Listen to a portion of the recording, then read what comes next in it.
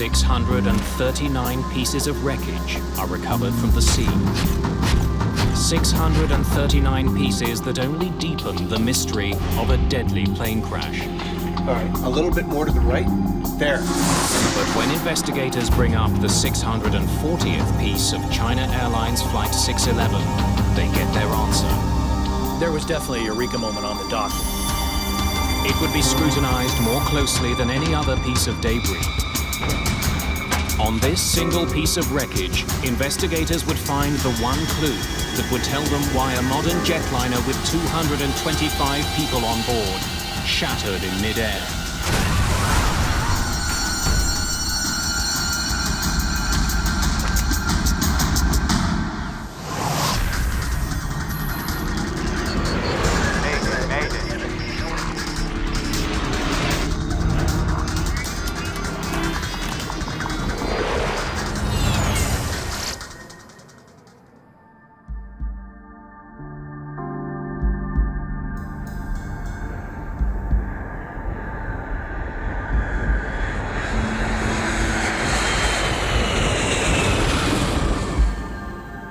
Feet. Speed is low, sir. Watch it. Did you feel that?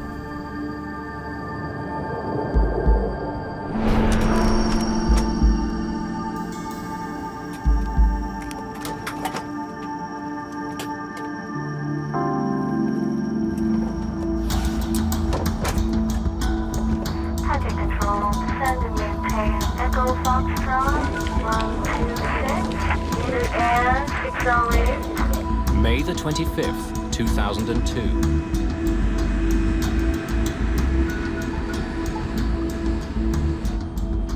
Gears up.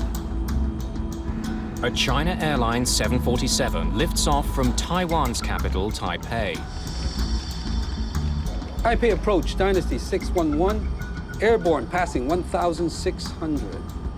Dynasty 611, Taipei approach radar, contact climb, and maintain flight level 260. 260, Dynasty 611. Autopilot B, engage. China Airlines is Taiwan's national airline. There are 225 people on board Flight 611. Today's flight is a short one, 1 hour and 40 minutes across the Taiwan Strait to Hong Kong. This route is one of the most widely traveled on the planet. It makes so much money, it's called the Golden Route. Ladies and gentlemen, the fasten seatbelt sign has been turned off. For your safety, we do recommend that you keep your seatbelt fastened at all times while seated.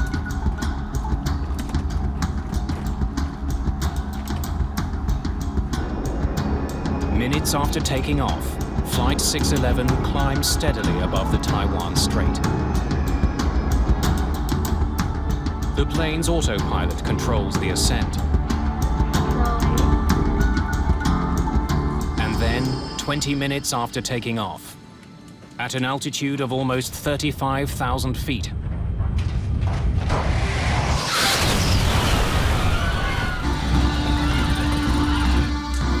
at Taipei Area Control, the flight vanishes from radar. Dynasty 611, Taipei. Dynasty 611, Taipei. I've got a plane off radar.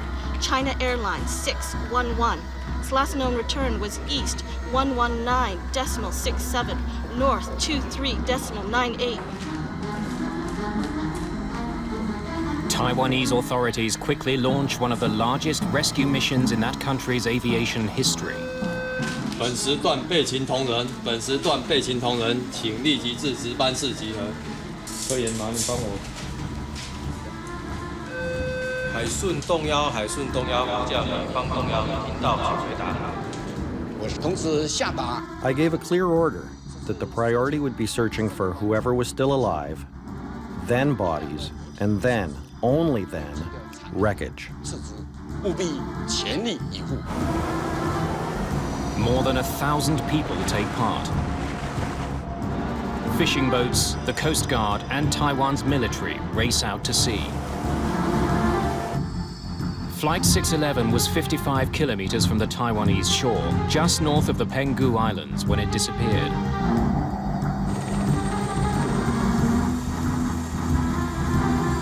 Rescuers find debris floating in the Taiwan Strait. The first thing we saw was a great amount of wreckage, including landing gear wheels, napkins, knives, and forks. Wreckage from the plane is spread far and wide. Some items are found on land more than 100 kilometers away in central Taiwan. As the rescue effort continues, Taiwan's Aviation Safety Council begins its investigation into the crash of the 22-year-old plane. 747-200, delivered August 2nd, 1979. Kay Young is the managing director of the ASC. He'll be leading the investigation. We're setting up a command post in Penghu Island. Let's go.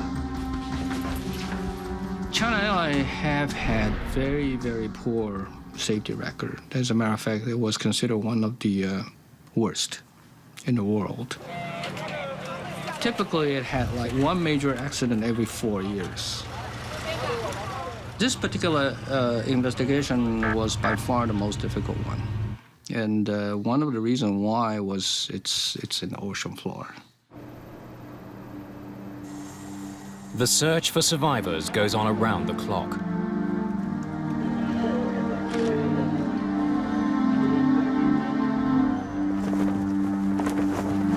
There were 225 people on the airplane. Nobody is found alive.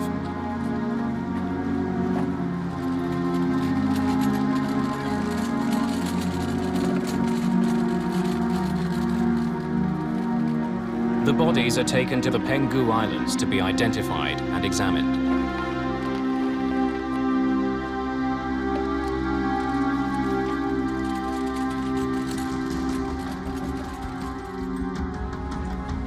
Since the accident involved an American-made plane, the NTSB joins the investigation. A team of investigators is dispatched to Taiwan. They'll be led by John DeLisi in Washington. We have a very good working relationship with the ASC, the Aviation Safety Council of Taiwan, so we knew that they would ask for and welcome our assistance in the investigation.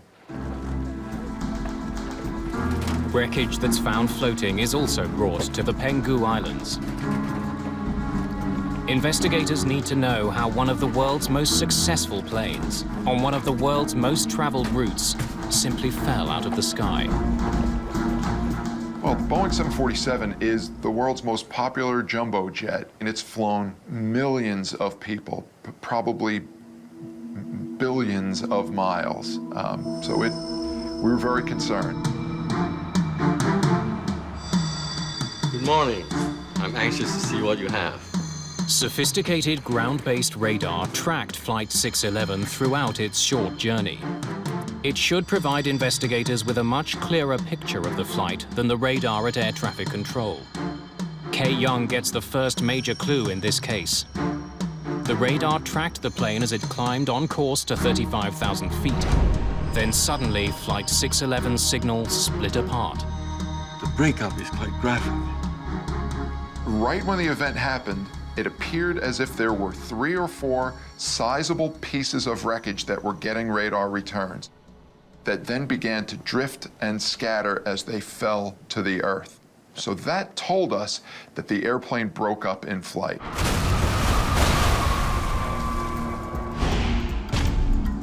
Investigators now must turn their attention to finding out what caused that breakup.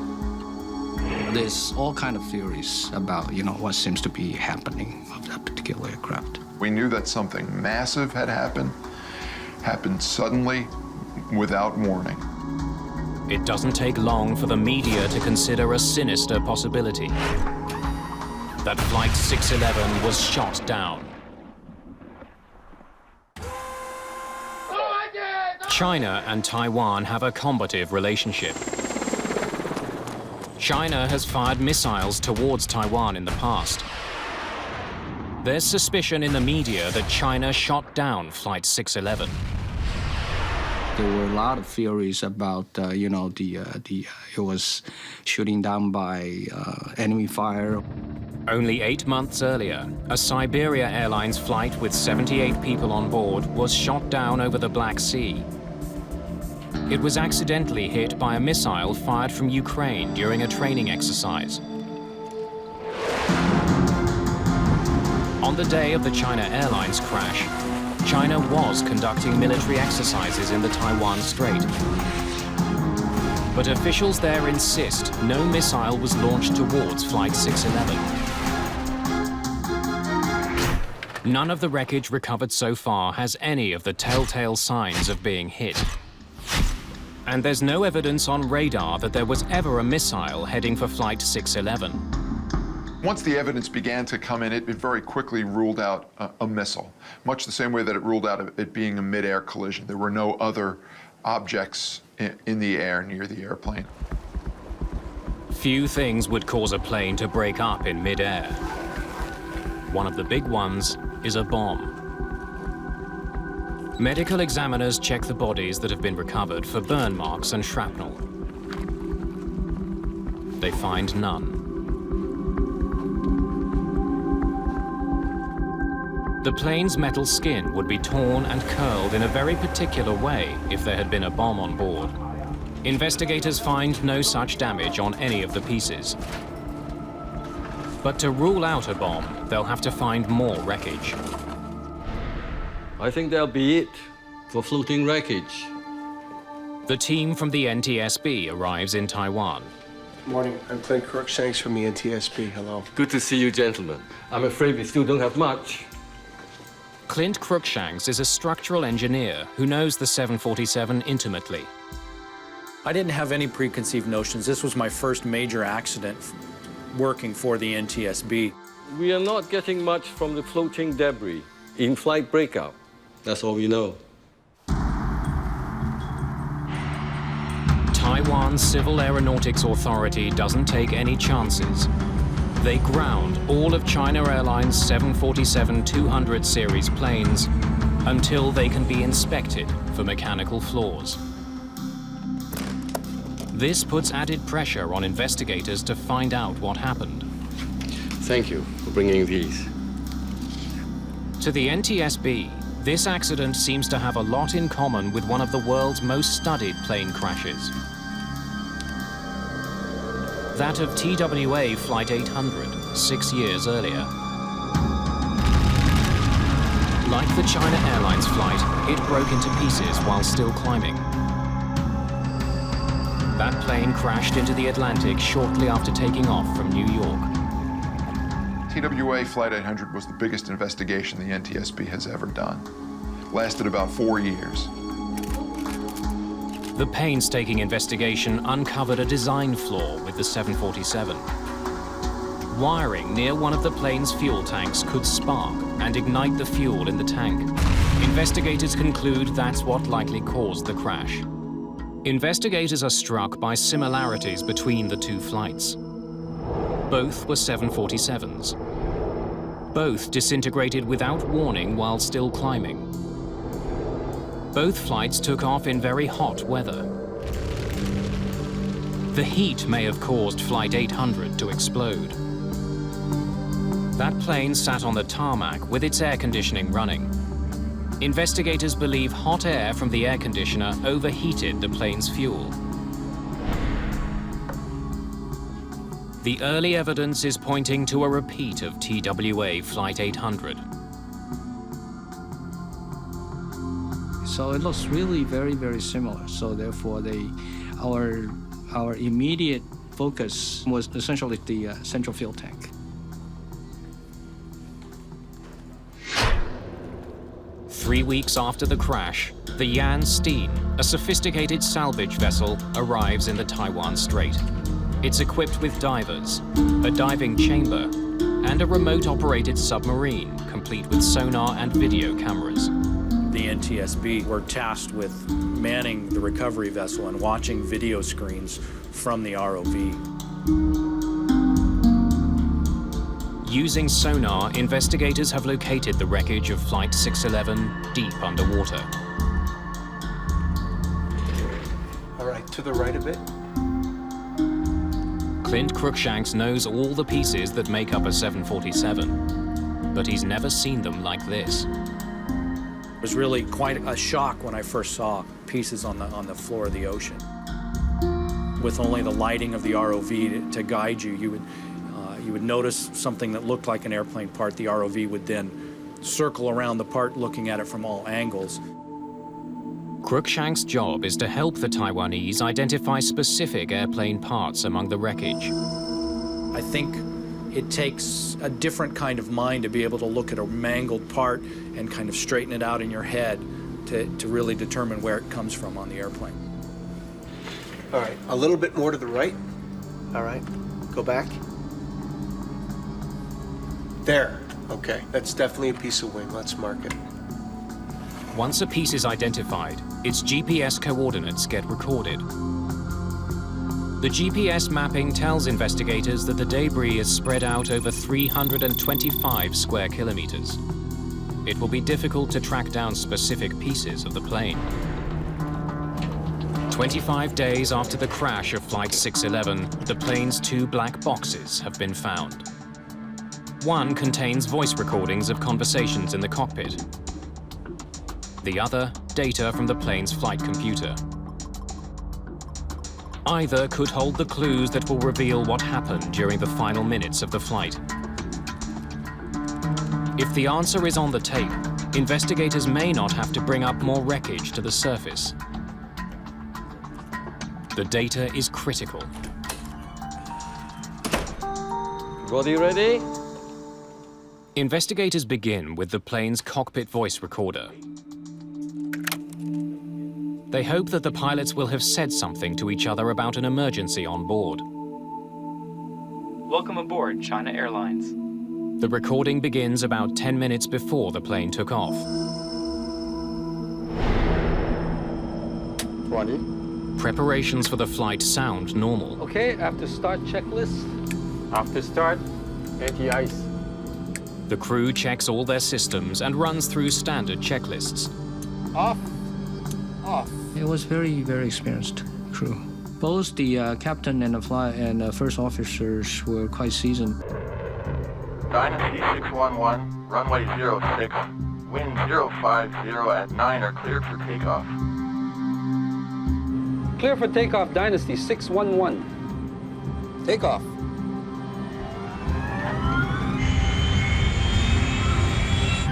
$80. Check. V1. Rotate.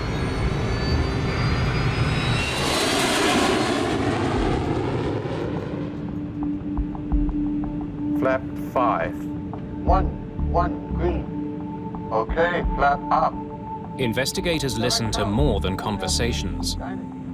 They also want to hear if the plane itself was making any unusual sounds. Noises on the cockpit voice recorder can either be audible spoken words that are recorded by a microphone, or they can be structural discrepancies that are picked up by the microphone. Taipei Control, send If anything, though, this cockpit is unusually quiet. Midair 608, reduce speed 210 knots. The captain seems relaxed. 200 knots, roger. Airway 608. The microphones pick up the sound of controllers talking to other planes. And Asia 536, fly heading 050. Heading 050. In the moments before the disaster, nothing seems wrong. There are no unusual sounds. Now descend and maintain 250. The final words spoken in the cockpit are from Captain Yi Ching Fung. 2,000. He calls out the distance to their cruising altitude. That's followed by the sound of a chime, alerting the crew that they're nearing 35,000 feet. And then the cockpit microphone picks up the sound of the plane breaking apart.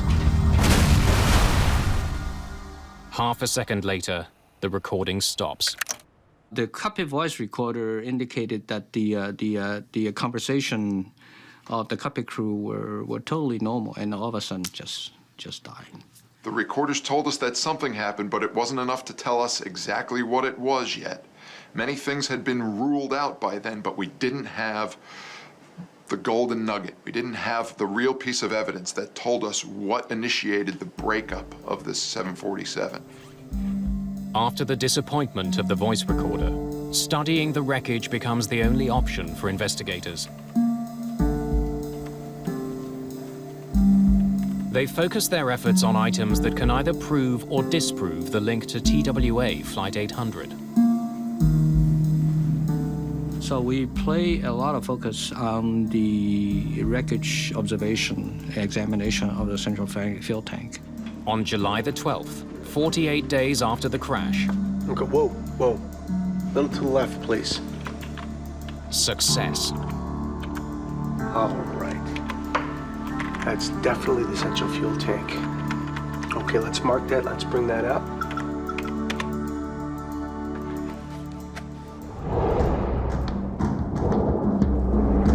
The tank joins the sea of wreckage piling up at the pier. Investigators study it closely for any evidence that it exploded. If it did explode like the TWA tank, it would be curled and twisted. And the metal would be bent outwards. But this fuel tank is different. And we found the central fuel tank was relatively intact. And it's crumpled inwards. Unlike the tank from the TWA flight, there's no soot. There would be if the jet fuel inside had ignited. So at that time, we pretty much ruled out it was the cause of the central fuel tank. The wreckage recovered so far has also forced investigators to abandon another theory, that a bomb brought down the plane. None of the wreckage showed any evidence of sooting, any kind of explosive damage. The China Airlines crash was neither a repeat of TWA Flight 800, nor a deliberate bombing. Investigators are running out of leads. As more wreckage is identified and recovered, investigators find an intriguing clue. It's discovered when they examine a series of small vents from Flight 611. All commercial jetliners have dozens of these vents near the floor. They're essentially pressure release valves. They're called dado panels, and there's only one reason for them to open. If the cargo area underneath the passengers were to suddenly decompress, the pressurized air above would exert so much force on the floor that it could collapse and damage vital flight controls. That's precisely what happened to a Turkish Airlines flight in 1974. The pilots couldn't control their plane after their cargo door blew out.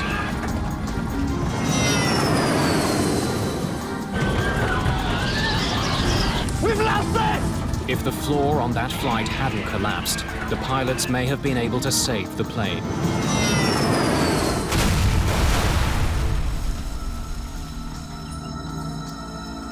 After that accident, the NTSB recommended that manufacturers install many more relief vents between a passenger plane's upper and lower levels.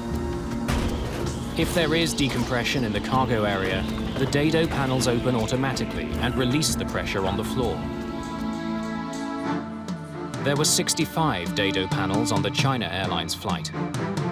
19 of them were recovered from the ocean. 4 recovered panels were in the open position. It tells investigators that there must have been a sudden loss of pressure beneath the passenger cabin. But it doesn't tell them what caused it. The dado panels lead investigators closer to solving the mystery of this crash. But it's just a small piece of a much bigger puzzle. There are hundreds of pieces of wreckage to be examined for clues. Kay Young now wonders if a few of those pieces might be able to tell him where the decompression originated. I've been reading about the trajectory analysis you did on Flight 800. I'd like to try it. Ballistic trajectory analysis is a technique that US investigators used to figure out how TWA Flight 800 disintegrated. It's impossible to do without specialized computers. We figure that because it disintegrated in the midair, the ballistic analysis from which the NTSB did in TW800 could be very, very useful to us to help us to analyze the trajectory of the flying debris. The analysis is based on a simple fact. The pieces that came off the plane first would be the first to hit the water. If investigators can figure out which pieces those were, they'll know where the trouble began. Radar that had been tracking the plane as it climbed also ended up tracking pieces of debris as they fell. The salvage workers have recorded the precise location of those same pieces of wreckage.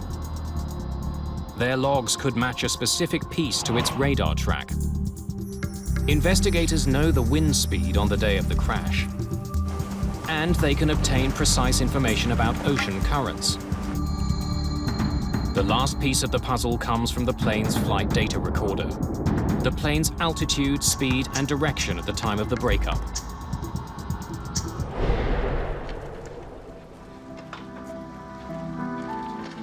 As they're brought to the dock, every single piece of wreckage has been logged and numbered for identification. 327. Kay Young selects 18 pieces of wreckage for the computer analysis. Some from the front, some from the middle, and some from the back of the plane. 199. Along with all the other data, he'll feed information about each item's weight and shape into the computer. 526. Based on where the pieces fell, the computer should be able to calculate which of those 18 pieces was the first to come off the plane. Can we see when each one of those items separated from the aircraft?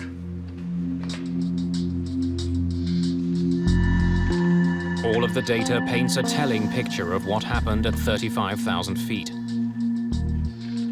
Kay Young gets to see how Flight 611 broke up, from beginning to end. The tail came off first. Along with the dado panels, it's a very important clue. Well, that pretty much indicating that there's something happened in the back of the aircraft, rather than something happened in the forward part. Investigators are now keen to recover items from the rear of the plane.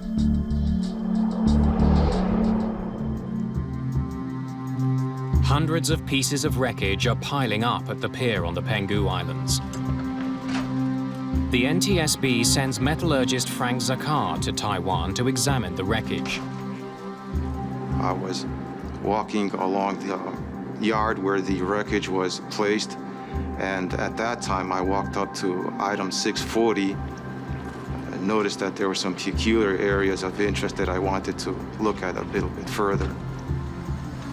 With this battered piece of metal, investigators have struck gold. There was definitely a eureka moment on the dock. That was, hey, we might have something here. Hey, it's Frank. I think we found your golden nugget.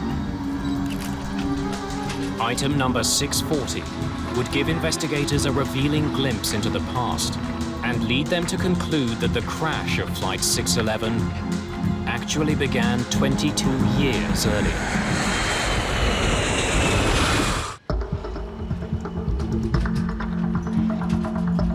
Let's get as many pictures as we can.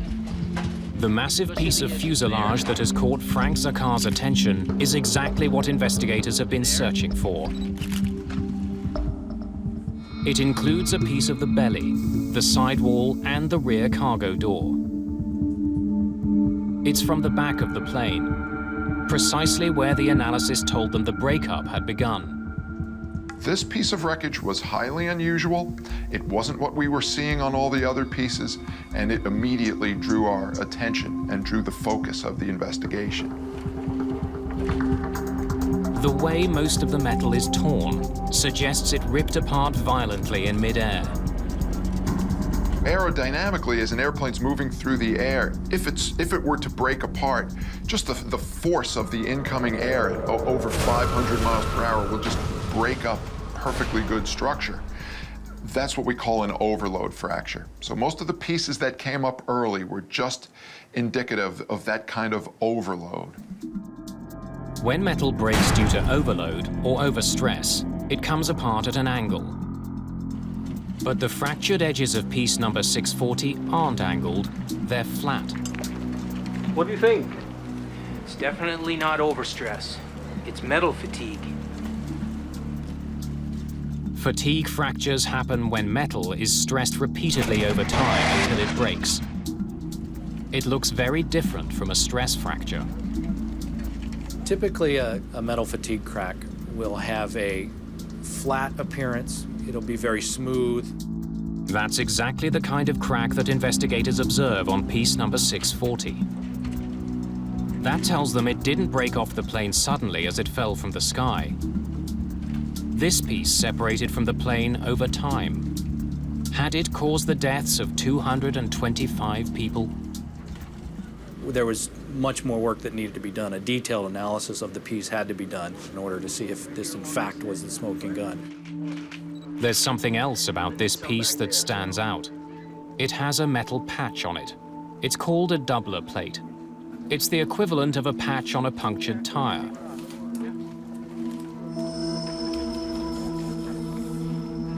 It's not unusual to find numerous doubler plates on older planes like this one. A doubler plate is like a patch that you put over fuselage skin. If there were to be a tear or a blemish, a crack identified, you'd want to repair the fuselage back to its original strength, and one way to do that is to put a doubler plate or a patch right over the existing structure. At some point, this section of the 747 had been repaired. Investigators need to know why it was fixed and how that was done. We're looking for repair to the aft lower lobe. Whatever it was vague. Investigators sift through 22 years of documents. But the records are sketchy. Finding details on one particular repair could take time. There's something about this particular doubler that catches Frank Zakar's attention.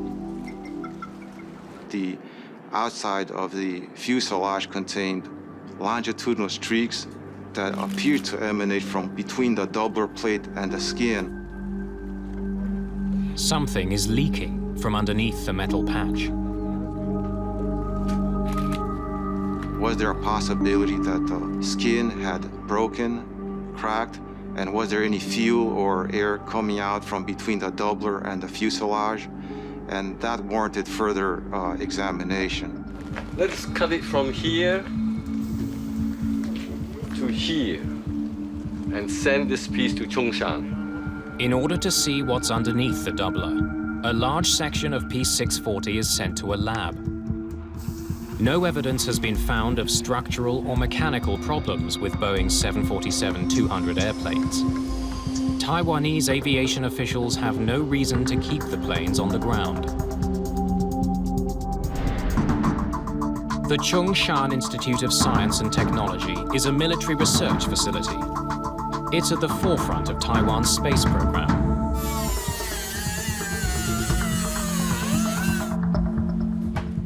This is where investigators take a section of piece number 640 for a closer examination.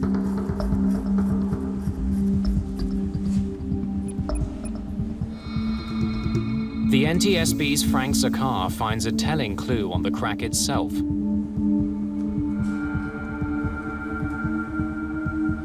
When I looked at the fracture surface, I found that this one specific area was covered with aluminum oxide, pretty much similar to rust on a car.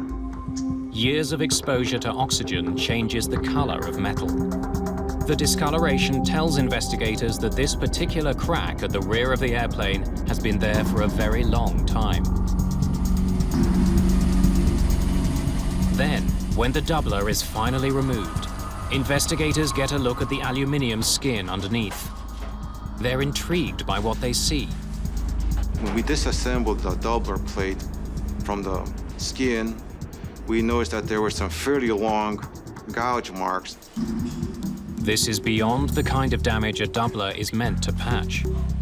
That was an aha moment that we might have something here. The search of the plane's documents also pays off. The records contain a very short reference to a mishap 22 years earlier, when this plane was only 6 months old. Speed is low, sir. Watch it. Its tail scraped the runway while landing. Did you feel that? It happens when a plane lands or takes off at too steep an angle. It's called a tail strike. 009 Hong Kong Tower. We observed smoke and sparks from your tail on landing. Roger, Hong Kong Tower. We'll have that looked at. Tail strike, sir. I better log that. It is a relatively common occurrence. It's not a good thing. Some airplanes even have what's called a bumper in that portion of the aft fuselage, so that if the tail ever does get too close to the ground, instead of sacrificing skin from the fuselage, you might have this sacrificial bumper that will take that wear. Tail strike damage is routinely repaired. Investigators want to know how China Airlines went about fixing the plane. They can only find a brief mention of the repairs that were done in the plane's logbook. That's all there is? That's all we could find. There's not a lot of detail in China Airlines records. China Airlines indicating they could not find any of those documents. And when we start looking for it, we could not find any. And they said they probably got lost. The documents that do exist show that the day after the tail strike, China Airlines did a temporary repair. Workers attached a large aluminium plate over the damaged area. What do we know about the permanent repair? It doesn't get much better. A more permanent repair was to be carried out within 4 months. This is what we got. The maintenance records indicated that the permanent repair was done in accordance with Boeing recommendations in their structural repair manual. Evidence that we uncovered indicate that the repair was not done per the Boeing repair manual. According to the manual, many of the scratches on the plane were too deep to be repaired. The entire damaged section should have been cut out and replaced. You have to follow certain procedures, and the Boeing structural repair manual indicating very clearly what you should do step by step. 22 years later, investigators can tell that for some reason the damaged piece was not replaced. The scratches from the tail strike are still there. China Airlines engineers tell investigators that the scratched area was too large to cut out, so they sanded the scratches down instead. In the event of scratching, it depends on how deep the scratches are. If they're not very deep, they can be blended out. But if the scratches are too deep, the repair technique that's called for is to actually cut out all of the scratched material and then design a doubler patch that's larger by a big percentage of the structure that was originally removed. The scratches weren't sanded down or cut out. They're still there. Maintenance workers then made one final mistake. They put the doubler plate right over the scratched material. The doubler plate that they put on was not 30% larger than the affected area. In fact, it was barely, maybe not even in certain locations, larger than the area that was scratched. Even though the repair wasn't done according to Boeing's instructions, the way it was logged made it seem like it was. So for 22 years, anyone reading that entry would assume the damaged area had been cut out as it should have been. Pieces were really starting to fall into place now. Once we saw this piece of structure that had the fatigue cracks in it, and we realized that it came from a structural repair that was not done properly, that was left to fly for 20 years. Airborne passing 1,600. Things began to make sense. By covering an improper repair with a doubler and then documenting the repair as meeting Boeing standards, the workers made their mistake impossible to detect. What was so insidious about this improper repair was that the doubler plate hid all of the damage. So if you weren't there watching them do this repair improperly, you wouldn't know that it was done improperly. You would have assumed that the structure underneath had been cut out the way it was supposed to.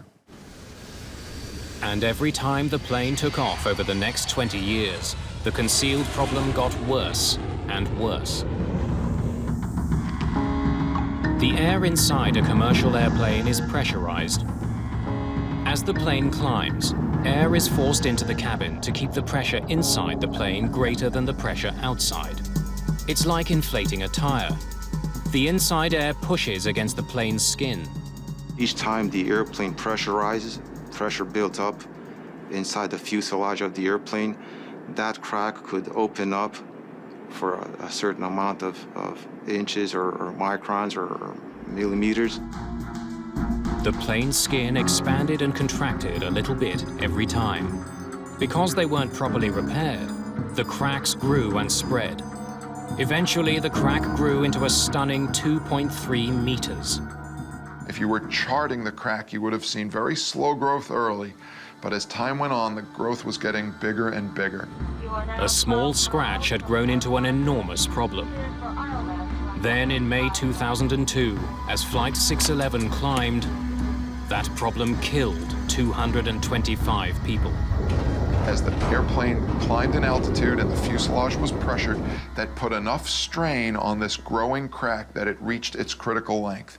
And from there, it just spread like a spider web.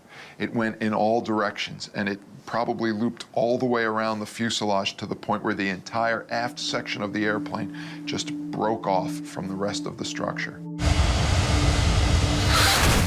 The plane went into a steep dive. The force of the air on what was left of the plane quickly ripped it to pieces.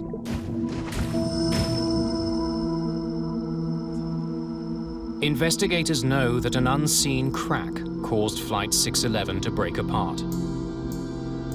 They now discover that China Airlines came heartbreakingly close to finding that crack and saving 225 lives.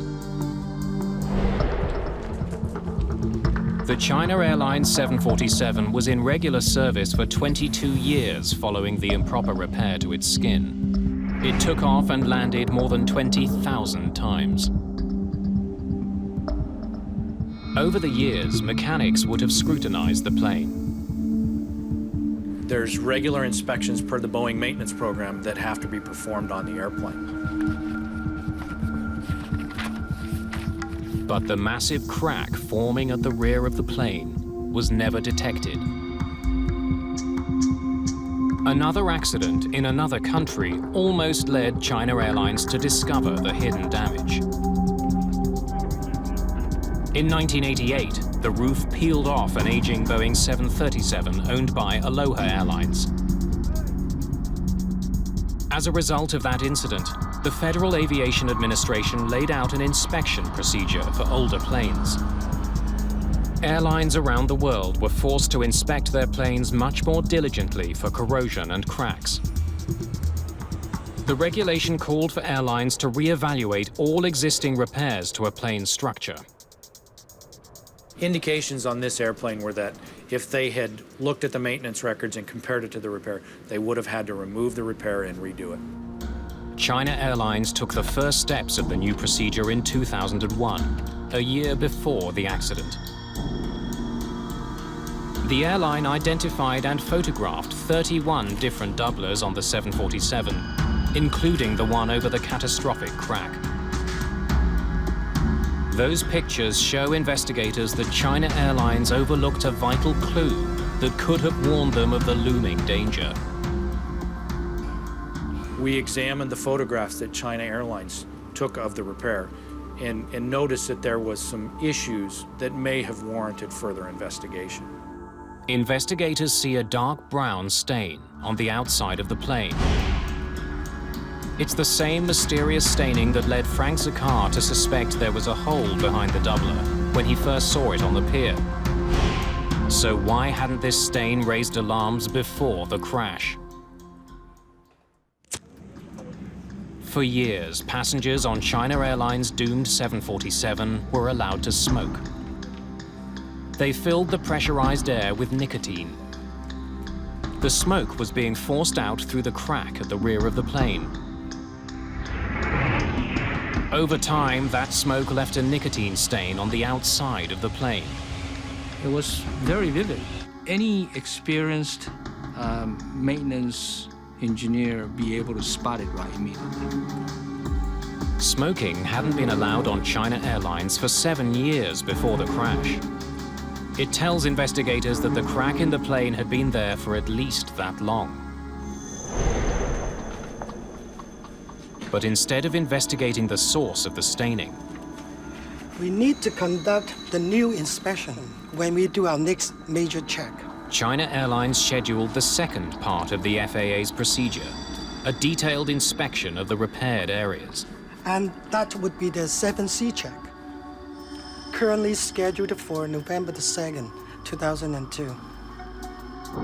But the 747 never made it to November 2nd, 2002. It came apart over the Taiwan Strait 5 months before the inspection that would have undoubtedly uncovered its hidden flaw. Investigators want to prevent a similar accident from ever happening again. They recommend that aviation agencies around the world immediately inspect repairs for any possible hidden damage. We were no longer going to accept just a quick write-up that the repair was done properly. If the repair didn't have all the necessary documentation to allow us to know it was done properly, we were requiring operators to take doubler plates off and do a visual inspection of the structure underneath. The National Transportation Safety Board issues its own recommendations. The board asks that maintenance personnel be warned of the consequences of hiding the kind of damage that could lead to the structural failure of an airplane. The moral of this story is that the repair has to be done properly.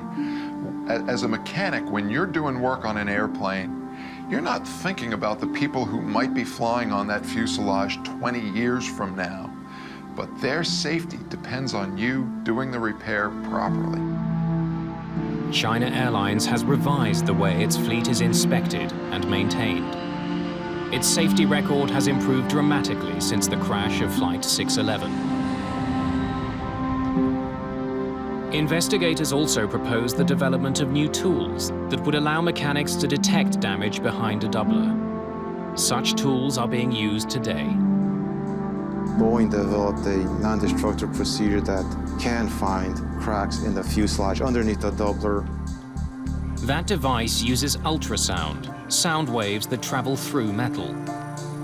It can reveal damage underneath a doubler. It's the same technology that allows doctors to observe a fetus while it's still inside the womb. The device would have been able to detect the crack behind Flight 611's doubler plate. But the technology has some limitations. A great number of hours are required just to do one specific area of the airplane, but the technology is getting better. The problems that led to the China Airlines disaster are not going away. Planes the world over are getting older. And older planes need to be more thoroughly inspected for cracks. 6 years after the China Airlines crash, Southwest Airlines in the United States was hit with a record-breaking fine. $10.2 million for missing inspections designed to find cracks. The finding of Southwest brings back into focus how important it is to do maintenance properly on an airplane. A proper program of maintenance and inspections can be costly. But as China Airlines showed, the price of not maintaining aging planes is even costlier.